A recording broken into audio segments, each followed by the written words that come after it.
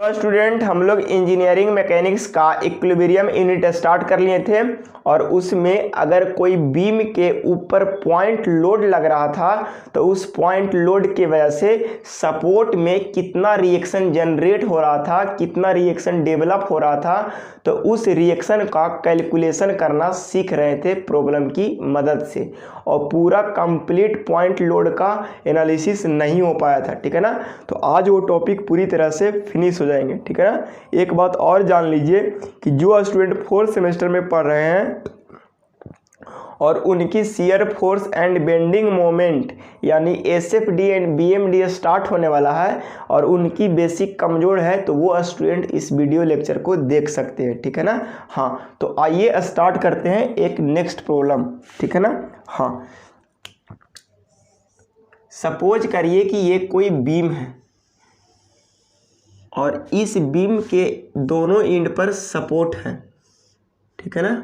हाँ, ये hinge support है और ये आपकी रोलर सपोर्ट है, ठीक है ना।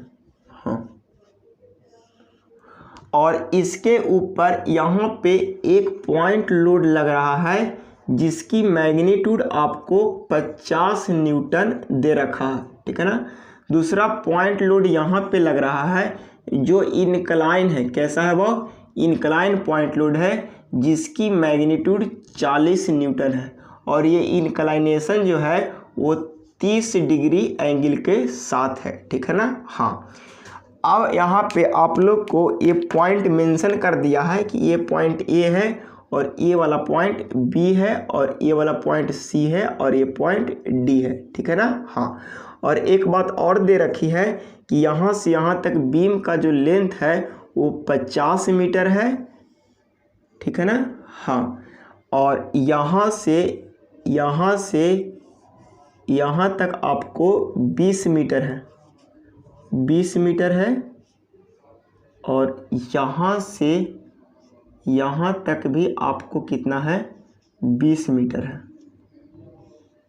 ठीक है ना। हाँ, आपसे ये पूछ रहा है find the support reaction, find the support reaction, दिखाई पड़ रहा ना, नहीं, find the support reaction, reaction as shown in figure, जैसा कि चित्र में दिखाया गया है उसी के अनुसार आप सपोर्ट रिएक्शन निकालो, ठीक है ना। हाँ, तो एक बात ध्यान दे लीजिए कि जब कभी भी इस टाइप का प्रॉब्लम आए आपको एक ही काम करना है, सबसे पहला स्टेप एनालिसिस कर लो। क्या कर लो, एनालिसिस कर लो। एनालिसिस किस पर्पज से करेगा, आपकी फ्री बॉडी डायग्राम बनाने के लिए, ठीक है ना। हाँ, तो एनालिसिस कर लो, ठीक है ना। पहला एनालिसिस ये करो कि जो फोर्स अगर इनक्लाइन है यानी जो फोर्स अगर तिरछी है वो क्या ज़बरदस्ती सीधा कर देंगे, ठीक है ना। और सीधा करने के लिए हम लोग कॉन्सेप्ट पढ़े हैं, क्या पढ़े हैं सीधा करने के लिए कॉन्सेप्ट वो, कि अगर कोई फोर्स अगर इनक्लाइन है तो उसको कंपोनेंट में ब्रेक कर दो, एक हॉरिजॉन्टल कंपोनेंट में और दूसरा वर्टिकल कंपोनेंट में, ठीक है ना। हाँ, तो देखिए दो कंपोनेंट में अपन ब्रेक कर रहा है। देखिए एक हो गया हॉरिजॉन्टल कंपोनेंट ये वाला और दूसरा कंपोनेंट ये हो गया आपकी वर्टिकल कंपोनेंट, ठीक है ना। हाँ, अब ये कंपोनेंट अगर ब्रेक हो गया तो ये वाला एंगल 30 डिग्री है, तो ये वाला कितना हो जाएगा भाव, 30 डिग्री हो जाएगा, ठीक है ना। हाँ, अब इसकी कंपोनेंट की मैग्नीट्यूड कितना हो जाएगा, तो देखिए जिधर एंगल सटर आता है उधर की कंपोनेंट कोस में आती है, जो कि आप फोर्स में पढ़े होंगे, ठीक है ना। सटा कोस हटा साइन, ठीक है ना। तो यहाँ पे हो जाएगा 40 न्यूटन इंटू कॉस 30 डिग्री, ठीक है ना। और यहाँ पे कितना हो जाएगा भाव, 40 न्यूटन इंटू साइन 30 डिग्री, कितना हो जाएगा भाव, साइन 30 डिग्री, ठीक है ना। पहला काम तो अपन डन कर लिया कि इसको कंपोनेंट में ब्रेक कर लिया, ठीक है ना। हाँ, अब देखिए यहाँ पे एक बात समझ लीजिए कि यहाँ पे भी सपोर्ट है और यहाँ पे भी सपोर्ट है, ठीक है ना। तो इस वर्टिकल लोड के वजह से ये भी रिएक्शन देगा और ये भी रिएक्शन देगा, ठीक है ना। तो यहाँ पे रिएक्शन देगा, उसको मान लेते हैं कि आर ए रिएक्शन दे रहा है। क्या दे रहा है? आर ए रिएक्शन दे रहा।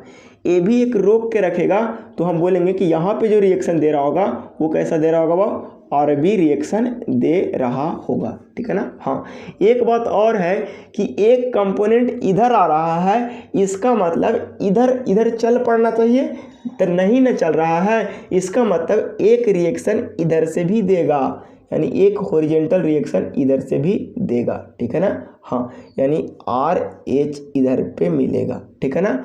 Horizontal reaction R A H लिखो, आर ए एच, यानी रिएक्शन ऑफ पॉइंट ए और हॉरिजॉन्टल, और यहाँ पे आर एच ए लिखे तो ज़्यादा, horizontal reaction at point A और हॉरिजॉन्टल रिएक्शन यानी वर्टिकल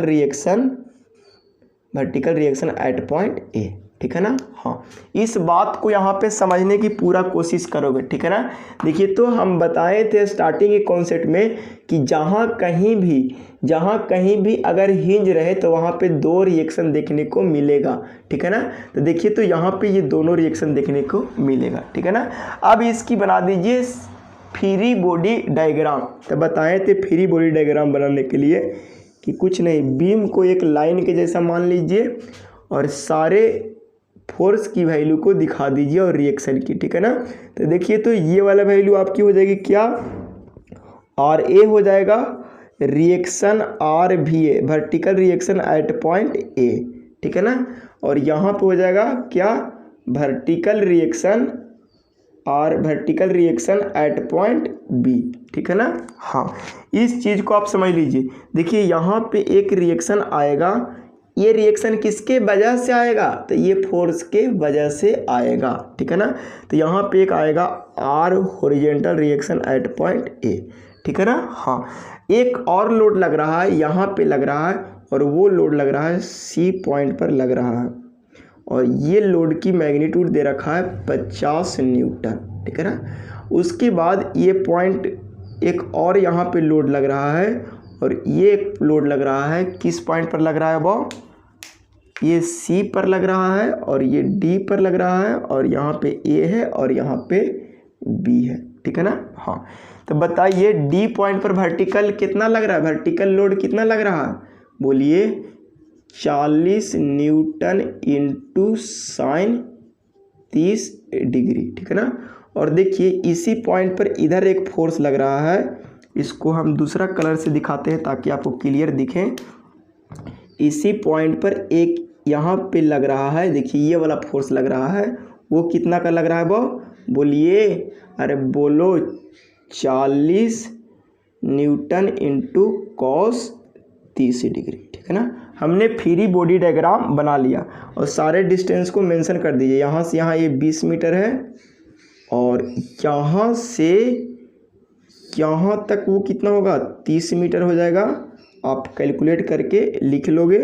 और यहाँ से यहाँ तक आपको गिवन है 50 मीटर, ठीक है ना। उम्मीद है आप फ्री बॉडी डायग्राम को बढ़िया से समझ पा रहे होंगे, ठीक है ना। हाँ, अब जैसे ही फ्री बॉडी डायग्राम आप समझ लिए, तो अगर बॉडी मूव नहीं कर रहा है तो हम लोग समझेंगे बॉडी क्या है? इक्विलिब्रियम में है। तो पहले क्या करते हैं? तो पहले तो यहाँ पे लिख देते हैं सॉल्यूशन, ठीक है ना। हाँ, सॉल्यूशन लिखने के बाद फ्री बॉडी डायग्राम बनाते हैं, और उसके बाद वाली स्टेप लिखते हैं गिवन। क्या लिखते हैं? गिवन। और जो डाटा गिवन है उसको अपन लिख देते हैं, ठीक है ना। तो लिखना स्टार्ट कीजिए। तो लिखेंगे कि 50 न्यूटन का जो लोड है, 50 न्यूटन का लोड, यानी 50 न्यूटन का point load act eight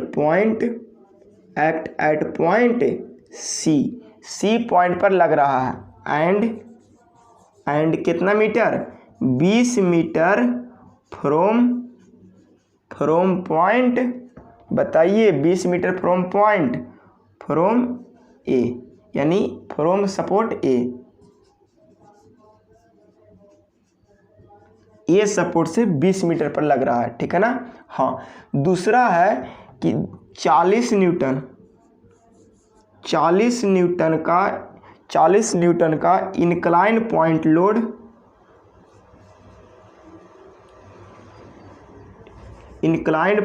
load act an angle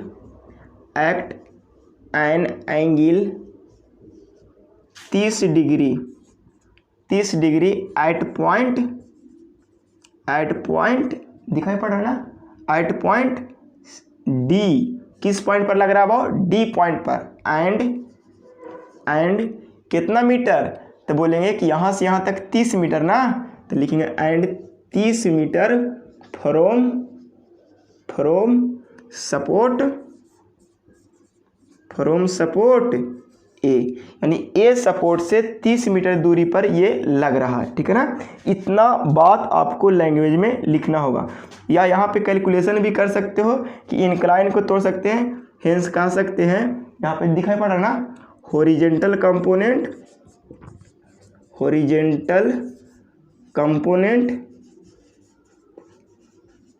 यहाँ पे नहीं दिखाई पड़ रहा ना, दोनों नहीं दिखाई पड़ेगा, इसलिए यहाँ पे लिख देते हैं, ठीक है ना। जगह है ये तक कंजूसाई कौन बात की, ठीक है ना सर, बिहारी है सर। अब यहाँ पे देख लीजिए, यहाँ पे लिखेंगे हॉरिजेंटल का, इसीलिए करके लिखेंगे या देयरफॉर करके लिखेंगे, हॉरिजेंटल कंपोनेंट, नहीं दिखाई पड़ रहा, ज़्यादा ऊपर लिख दिए, हॉरिजेंटल दिखाई पड़ रहा, अभी भी नहीं, टाइम पास कर रहे हो सर, नहीं गुस्सा करो, horizontal component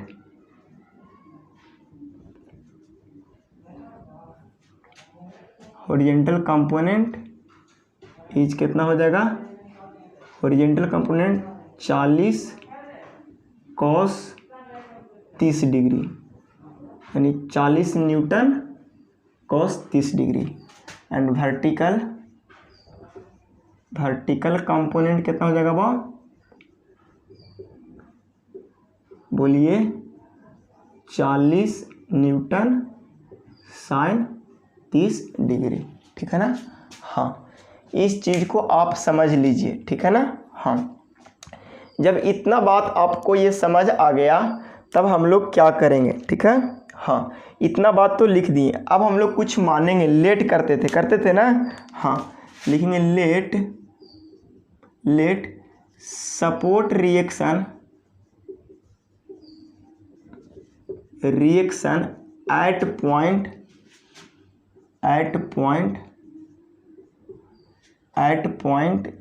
support reaction at point A is equal to R A, ठीक है ना। तो इसमें दो रिएक्शन होगा, एक वर्टिकल रिएक्शन और दूसरा एक हॉरिजेंटल रिएक्शन, ठीक है ना, दोनों को मान ली। और दूसरी बात हम लोग क्या मानेंगे कि सपोर्ट रिएक्शन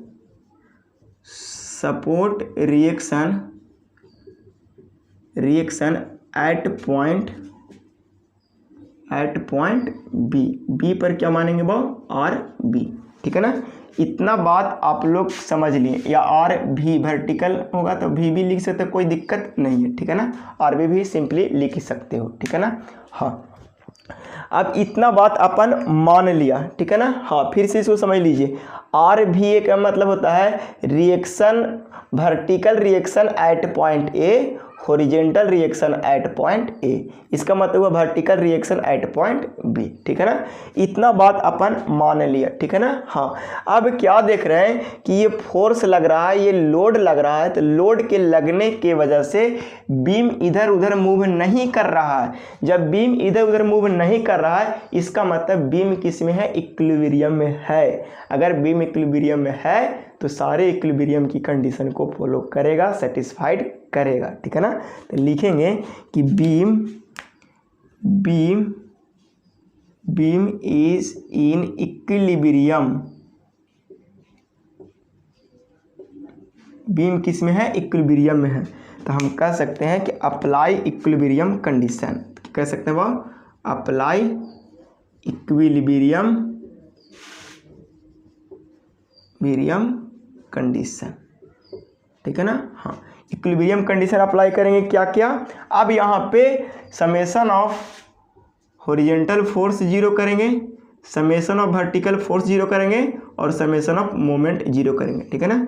इसके पिछले वाले लेक्चर में हमको हॉरिजॉन्टल फोर्स का समेशन जीरो करने की आवश्यकता नहीं पड़ रही थी, सिर्फ और सिर्फ इसको जीरो करने की ज़रूरत पड़ रही थी। लेकिन जब इंक्लाइन लोड आ गया तो हॉरिजॉन्टल फोर्स भी बन रहे हैं, इसका मतलब हॉरिजॉन्टल कंपोनेंट यानी समेशन ऑफ हॉरिजॉन्टल फोर्स को भी जीरो करना होगा, ठीक है ना। हाँ, तो सबसे पहले आते हैं कि summation of sum of the all horizontal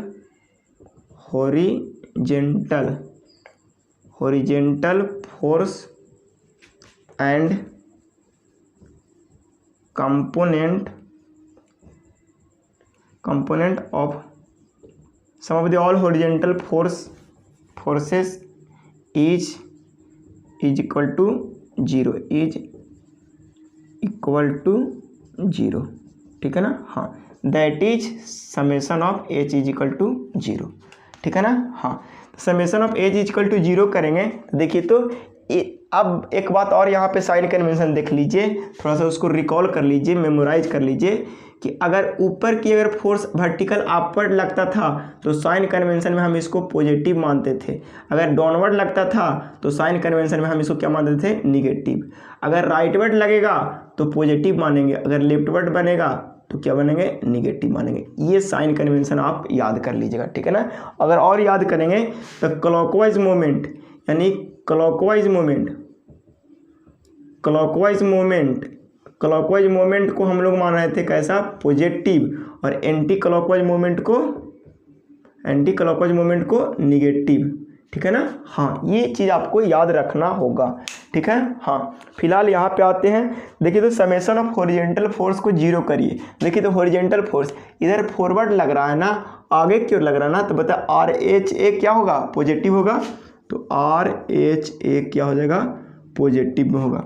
उसके बाद देखिए यहाँ पे लग रहा है, ये वाला जो लग रहा है वो इधर लग रहा है ना, इस डायरेक्शन में लग रहा है ना, तो ये निगेटिव होगा ना, तो माइनस हो जाएगा 40 न्यूटन कॉस 30 डिग्री बराबर जीरो, ठीक है ना। हाँ, यहाँ से रिएक्शन निकल जाएगा आर एच ए बराबर 40 न्यूटन कॉस 30 डिग्री, ठीक है ना। यहाँ से आपको कैलकुलेटर से सोल्व जब करेंगे तो कुछ वैल्यू आएगा, ठीक है ना। हाँ, कैलकुलेटर को अभी हम लाते हैं।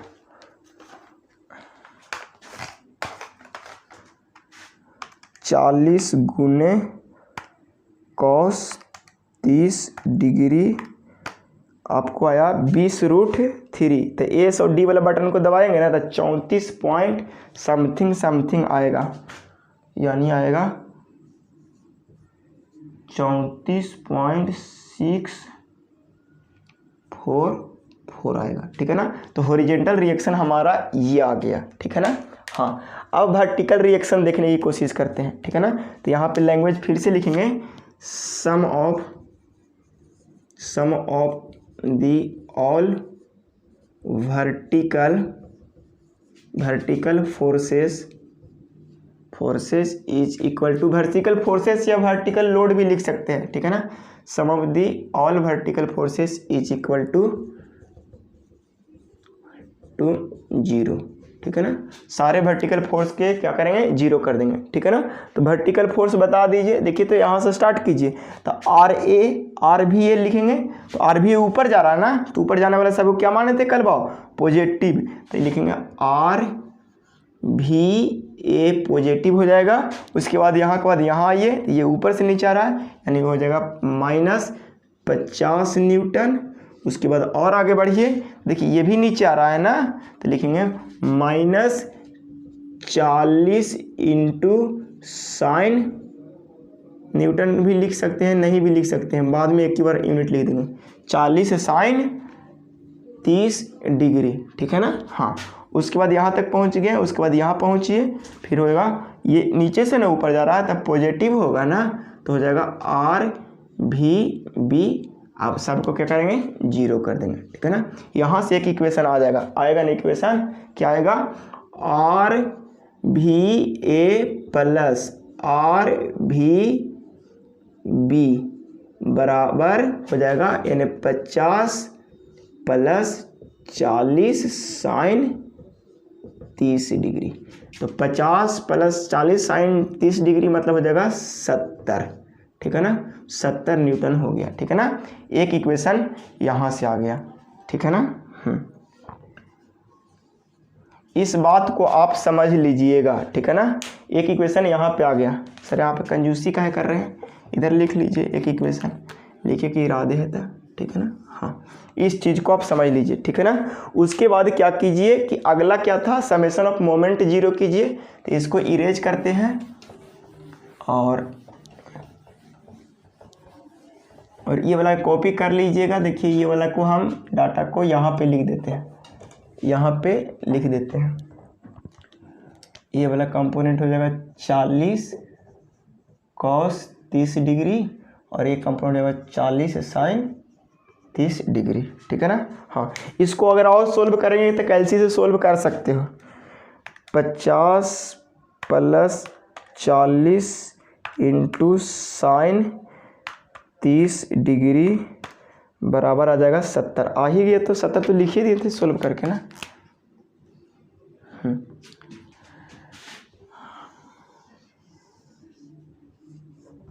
ठीक है ना, 70 न्यूटन, ठीक है ना। हाँ, अब यहाँ पे क्या करेंगे, sum of the all moment यहाँ पे लिख दीजिए, sum of the all moment about point A is equal to 0, that is summation of moment about point A is equal to 0, ठीक है ना। ये पॉइंट के अबाउट मोमेंट निकालना चालू कीजिए, ठीक है ना। हाँ, देखिए हम लोग क्या जानते हैं, मोमेंट बराबर फोर्स गुने परपेंडिकुलर डिस्टेंस। इसका मतलब कि फोर्स ये वाला होगा, ये वाला परपेंडिकुलर डिस्टेंस ऑफ फोर्स होगा, लेकिन ये पैरेलल फोर्स ना लग रहा है तो इससे कोई मोमेंट जनरेट होगा तो नहीं। हॉरिजॉन्टल फोर्स से कोई मोमेंट जनरेट नहीं होगा बीम में, ठीक है ना। हाँ, इस बात को ध्यान दे लीजिए, ठीक है ना। हाँ, तो इस फोर्स के वजह से, इस रिएक्शन की वजह से कोई मोमेंट जनरेट नहीं होगा, ठीक है ना। हाँ, तो हम लोग ए पॉइंट के अबाउट मोमेंट निकालना चालू कीजिए, ठीक है ना। तो कैसे निकालेंगे ए पॉइंट का, तो जिस पॉइंट के अबाउट निकालना है वहाँ पे हाथ रख लीजिए और बाद बाकी जितने भी फोर्स है उसकी वजह से घुमाना चालू कर दीजिए, ठीक है ना। तो हो जाएगा आर भी ए, तो लिखेंगे यहाँ पे आर भी ए गुने 0, ठीक है ना। ये वाला फोर्स की कहानी ख़त्म कर दिए। उसके बाद आगे बढ़ते हैं इस वाले फोर्स को। तो ये किधर घुमाना चाहेगा, देखिए तो इधर घुमाएगा ना, तो ये क्लॉकवाइज है ना, तो ये क्लॉकवाइज को हम लोग मानेंगे पॉजिटिव, ठीक है ना। तो पहले लिख देंगे साइन पॉजिटिव और उसके बाद फोर्स गुने परपेंडिकुलर डिस्टेंस। देखो फोर्स हमारा ये है और परपेंडिकुलर डिस्टेंस जहाँ से कैलकुलेट कर रहे हैं वहाँ से फोर्स तक, जहाँ से कैलकुलेट कर रहे हैं वहाँ से फोर्स तक, तो हो जाएगा 50 गुने 20, ठीक है ना। हाँ, लास्ट में हम सबका एक यूनिट लिख देंगे, ठीक है ना। हाँ, उसके बाद ये भी फोर्स की कहानी कर लिए कंप्लीट। उसके बाद डी के पास जाएंगे तो ये भी इधर घुमाना चाहेगा और ये भी क्लॉकवाइज होगा। तो पहले तो साइन को लिख दीजिए क्लॉकवाइज, ठीक है ना। उसके बाद ये कितना मैग्नीट्यूड से घुमाएगा, तो देखिए कि ये वाला फोर्स की मैग्नीट्यूड 40 न्यूटन इंटू साइन 30 और यहाँ से यहाँ तक परपेंडिकुलर डिस्टेंस कितना है 30। तो लिखेंगे कि 40 साइन 30 डिग्री गुने, दिखाई नहीं पड़ रहा है, उधर दिखाई पड़ेगा, गुने 30 कर दिए, ठीक है ना। हाँ, उसके बाद ये भी फोर्स की कहानी हुई कंप्लीट। अब उसके बाद यहाँ से यहाँ पहुँचेंगे। अब ये वाला फोर्स की वजह से घुमाना चालू करो, देखो तो ये किधर घुमाएगा, इधर एंटी क्लॉकवाइज ना घुमा रहा है। और एंटी क्लॉकवाइज को हम लोग जानते हैं भाव कि निगेटिव लिखा जाता है, ठीक है ना, साइन कन्वेंशन से। देखो तो आर बी है, ये आर बी है, तो यहाँ से यहाँ तक मूव करो तो लिखेंगे कि आर भी बी गुने कितना है perpendicular distance 50 is equal to 0, ठीक है ना। हाँ, इसको जब सोल्व करेंगे तो ये तो पूरा 0 हो जाएगा, और 50 गुने ऐसे करके सोल्व करेंगे, ये बराबर को उधर भेज दो तो बराबर को उधर होगा RVB गुने 50 बराबर हो जाएगा 50 गुने 20 प्लस 40 साइन 30 डिग्री गुने 30, ठीक है ना। इसको कैलकुलेटर से कैलकुलेट कर लीजिए। देखिए कैलकुलेटर से ही कैलकुलेट कीजिएगा। 50 गुने 20 plus 40 sine 30 degree 40 sine 30 degree गुने 30 बराबर 1600 आता है। आप लोग भी कैलकुलेटर पर विश्वास कीजिएगा, इसको आता है 1600, यानी RVB बराबर लिख सकते हैं 1600 बटा 50, ठीक है ना। हाँ, ये से ये कैंसिल हो जाएगा, ये 5 दूनी 10 यानी 16 दूनी 32 बार में कट जाएगा, ठीक है ना। हाँ, इस चीज़ को आप समझ जाइएगा। RVB आपको पता चल गया 32 न्यूटन, काची में पता चलेगा वह 32 न्यूटन। अब RVB के वैल्यू पुट कर देंगे इक्वेशन फर्स्ट में, ठीक है ना, सॉरी हाँ इक्वेशन फर्स्ट में। तो लिखेंगे यहाँ पे statement putting the value of RVB in equation first we gate.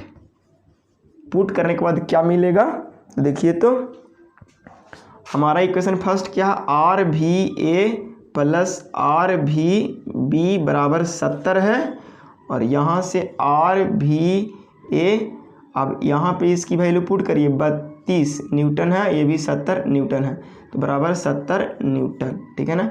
उसके बाद निकाल के दम कर लीजिए टन, न्यूटन के बाद टन होता है, ठीक है ना।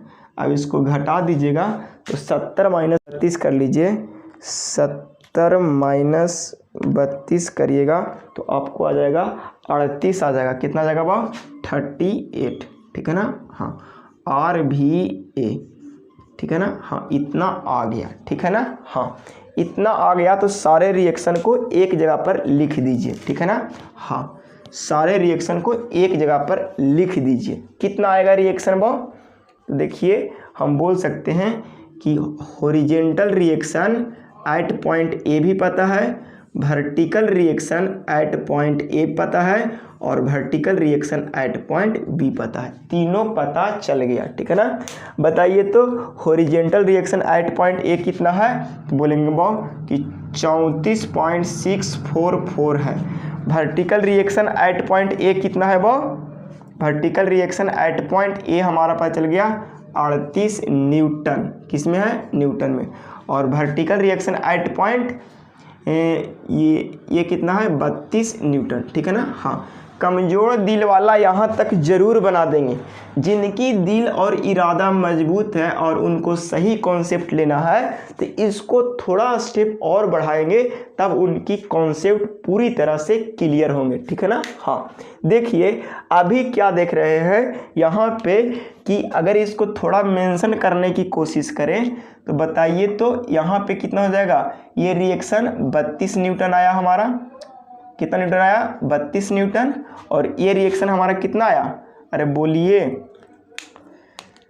अरे ये रिएक्शन कितना आया, ये इसको लिख दीजिए ब्लू से, 32 न्यूटन ये आया, और ये 38 न्यूटन आया,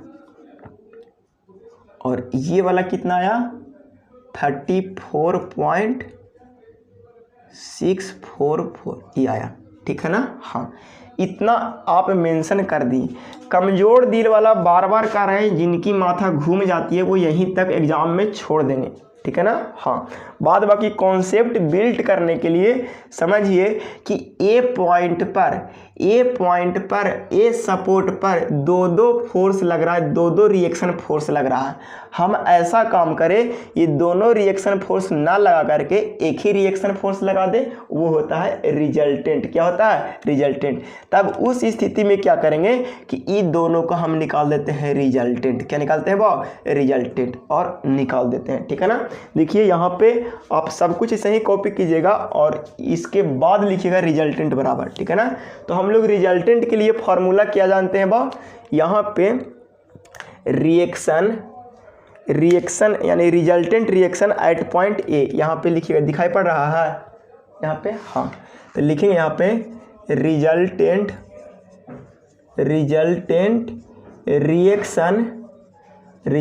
रिएक्शन एट पॉइंट ए, यानी ए पॉइंट पर रिजल्टेंट रिएक्शन कितना होगा, ठीक है ना। तो देखिए तो कि ये हॉरिजॉन्टल रिएक्शन है और ये वर्टिकल रिएक्शन है, ठीक है ना। दोनों को रिजल्टेंट कैसे निकालेंगे, तो हम लोग जानते थे रिजल्टेंट रिएक्शन एट पॉइंट ए बराबर क्या जानते थे बा, अरे बोलो, रिजल्टेंट किसी भी फोर्स का, अरे दो फोर्स का रिजल्टेंट कैसे निकालते थे, अरे रिजल्टेंट भूल गया फोर्स में, F1 का स्क्वायर प्लस F2 का square plus 2 into F1 into F2 cos theta, याद आया कुछ। और कॉस थीटा देखिए तो यहाँ पे 90 डिग्री है कि नहीं, और जब 90 डिग्री होगा तो ये पूरा वैल्यू कॉस थीटा कॉस 90 का वैल्यू 0 होता है, तो ये पूरा टर्म क्या हो जाएगा 0, यानी सिर्फ और सिर्फ F1 और F2 के स्क्वायर हो जाएगा, ठीक है ना। तो यहाँ पे भी रिजल्टेंट निकालने के लिए फॉर्मूला बनेगा रिएक्शन ऑफ हॉरिजॉन्टल फोर्स के स्क्वायर कर दीजिए plus reaction of vertical force के स्क्वायर कर दीजिए, और ए पॉइंट का रिजल्टेंट रिएक्शन आपको पता चल जाएगा, ठीक है ना। हाँ, तो देखिए यहाँ पे लिखिए 34.6644, ठीक है ना, इतना के होल स्क्वायर प्लस 38 के होल स्क्वायर, ठीक है ना। इतना के आप सॉल्यूशन करोगे कैलकुलेटर से, ठीक है ना। हाँ, चूँकि स्पीड की ज़रूरत पड़ती है, ठीक है ना। तो रूट अंडर 34.644 का होल स्क्वायर, ठीक है ना। हाँ, इतना का होल स्क्वायर प्लस 38 का होल स्क्वायर बराबर करेंगे तो हमारा आएगा 51.42, यहाँ से आएगा आपको 51.4218, यानी 51.42 सीधा सीधी लिखे। इतना न्यूटन हमारा आ गया कहाँ पे के रिएक्शन भाव, अरे बोलो resultant reaction at point A पता चला, ठीक है ना। हाँ, तो यहाँ से ये पता चला। अब बताइए कि ये कितना एंगल पर रिजल्टेंट लग रहा होगा, तो यहाँ से डायरेक्शन ऑफ रिजल्टेंट भी निकाल सकते हैं। क्या निकालेंगे वो, direction of resultant, direction of resultant reaction कैसे निकालते थे डायरेक्शन, तो अल्फा बराबर हम जानते थे tan इनवर्स, अल्फा बराबर क्या लिखते थे वो, tan इनवर्स क्या जानते थे। देखिए कि यहाँ पे एक बात बताइए कि अगर कोई फोर्स ऐसे लग रहा है और दूसरा फोर्स ऐसे लग रहा है, तो बताइए इसकी रिजल्टेंट कहीं से न होगा, ठीक है ना। तो सबसे पहले तो इसको यहाँ पे कोई फोर्स को पहले यहाँ पे ट्रांसमिट कर दो। सबसे पहले डायग्राम बना लेते हैं, ठीक है ना। ये थोड़ा सा इरेज करते हैं तो कोई दिक्कत नहीं होना चाहिए। देखिए एक हॉरिजॉन्टल फोर्स ये है ना, और दूसरा वर्टिकल फोर्स आपकी ये है, यानी हॉरिजॉन्टल रिएक्शन ये है, वर्टिकल रिएक्शन ये है, ठीक है ना। हाँ, अब बताइए कि ये वाला को आगे बढ़ा दीजिए और ये वाला को आगे बढ़ा दीजिए, ऐसे होगा कि नहीं होगा, बोलिए।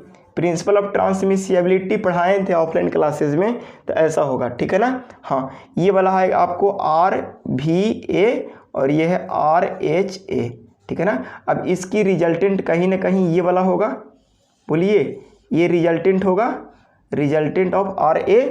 अब बताइए कि इस रिजल्टेंट की डायरेक्शन, तो डायरेक्शन किसके रिस्पेक्ट में निकालना चाह रहे हो, ए के रिस्पेक्ट में, सॉरी हॉरिजॉन्टल के रिस्पेक्ट में कि वर्टिकल के रिस्पेक्ट में। तो हम लोग हमेशा ये कोशिश करेंगे कि हॉरिजॉन्टल के रिस्पेक्ट में निकालेंगे, ठीक है ना। हाँ, तो हम लोग यहाँ पे लिखेंगे, ये वाला डायग्राम क्रिस्टल क्लियर हो गया होगा, तो यहाँ पे लिखेंगे कि direction of resultant reaction with respect to horizontal, with respect to WRT मतलब विथ रिस्पेक्ट टू हॉरिजॉन्टल के रिस्पेक्ट में। तो यहाँ से लिखेंगे tan अल्फ़ा बराबर, यानी अल्फ़ा बराबर डायरेक्ट वैल्यू लिख देंगे, अल्फ़ा बराबर tan इनवर्स, ठीक है ना। अब इसको इरेज कर लेते हैं। उम्मीद है ये चीज़ को समझ गए होंगे, सिर्फ हम समझाने के लिए बता रहे थे, ठीक है ना। हाँ, तो ये tan इनवर्स अल्फ़ा बराबर क्या हो जाएगा, बोलिए कि reaction of vertical force at point A और horizontal reaction at point A, ठीक है ना। हाँ, अब बताइए यहाँ से अल्फ़ा ना निकल जाएगा, यानी ये बोलिए कितना आएगा, वर्टिकल कितना है 38, हॉरिजेंटल कितना है 34.644, यानी इसको अगर आप कैल्सी से कैलकुलेट करोगे तो कितना आएगा वो, कैल्सी से कैलकुलेट कीजिए, शिफ्ट दबाइए, tan इनवर्स कितना कर लीजिए 38 डिवाइडेड बाई 34.644, ठीक है ना। हाँ, इतना जैसे ही कीजिएगा आपको आएगा 47.645। इसको आप इस वाला बटन को प्रेस कीजिएगा तो आपको आएगा 47 डिग्री 38 मिनट, ठीक है ना। हाँ, यानी tan अल्फ़ा जो अल्फ़ा बराबर आ गया वो कितना आया था, वो 47 डिग्री 38 मिनट, 47 डिग्री 38 मिनट, ठीक है ना। हाँ, ये आपकी डायरेक्शन ऑफ रिजल्टेंट पता चला, ठीक है ना। हाँ, यानी अगर हम इस सारे चीज़ को अगर बाहर निकाल कर फ्रेश बनाने की कोशिश करें तो इसको कुछ ऐसा होगा, ठीक है ना। कहाँ पे ई वाला प्रश्न को इरेज कर देते हैं, ठीक है ना। हाँ, और इसको समझा देते हैं, ठीक है ना। हाँ, देखिए कि एक हॉरिजेंटल इधर लग रहा है और वर्टिकल इधर लग रहा है, तो इसकी रिजल्टेंट आपकी ये वाला काम करेगा, ये होगी रिजल्टेंट रिएक्शन होगी। ये कौन सा रिएक्शन होगा, वह रिजल्टेंट रिएक्शन होगा, ये रिजल्टेंट रिएक्शन होगा। और ये जो रिजल्टेंट रिएक्शन होगा वो हॉरिजेंटल के साथ कितना एंगल पर होगा, वह 47, ये रिजल्टेंट रिएक्शन है, और ये हॉरिजेंटल के साथ कितना एंगल पर होगा 47 डिग्री 38 मिनट पर होगा, ठीक है ना। हाँ, तो इस चीज़ को आप मेंशन एग्जाम में नहीं करोगे, क्यों, क्योंकि आपको सिर्फ और सिर्फ सपोर्ट रिएक्शन ही आपको फर्स्ट सेमेस्टर में पूछेगा, सिर्फ इतना ही पूछेगा, ठीक है ना। हाँ, बट कॉन्सेप्ट को बिल्ड करने के लिए क्या करेंगे कि एक ही पॉइंट पर, एक ही सपोर्ट पर दो दो रिएक्शन लग रहा है, तो ये दोनों को हटा करके एक सिंगल रिएक्शन लगा देंगे, तो उसके लिए निकालना पड़ेगा रिजल्टेंट, और रिजल्टेंट निकालना पड़ेगा तो कितना डिग्री पर कितना एंगल पर होगा, तब उसके लिए निकालना पड़ेगा डायरेक्शन ऑफ रिजल्टेंट, ठीक है ना। तो आप उम्मीद है कि आप फोर्थ टॉपिक में ये आप पढ़े होंगे रिजल्टेंट निकालने के लिए और डायरेक्शन ऑफ रिजल्टेंट निकालने के लिए, ठीक है ना। ये आपकी एक्स्ट्रा हो गया, क्या हो गया, एक्स्ट्रा हो गया, जिसको आपको सीख लेना था एज ए सिविल इंजीनियर। इस चीज़ को सीखना बहुत ज़रूरी है, ठीक है ना। हाँ, अब हम लोग इरेज करके इसको कॉपी कर लीजिए। अब हम लोग क्या करते हैं, मूव करते हैं नेक्स्ट प्रॉब्लम की ओर, ठीक है। इसको कॉपी कर लीजिए, ठीक है।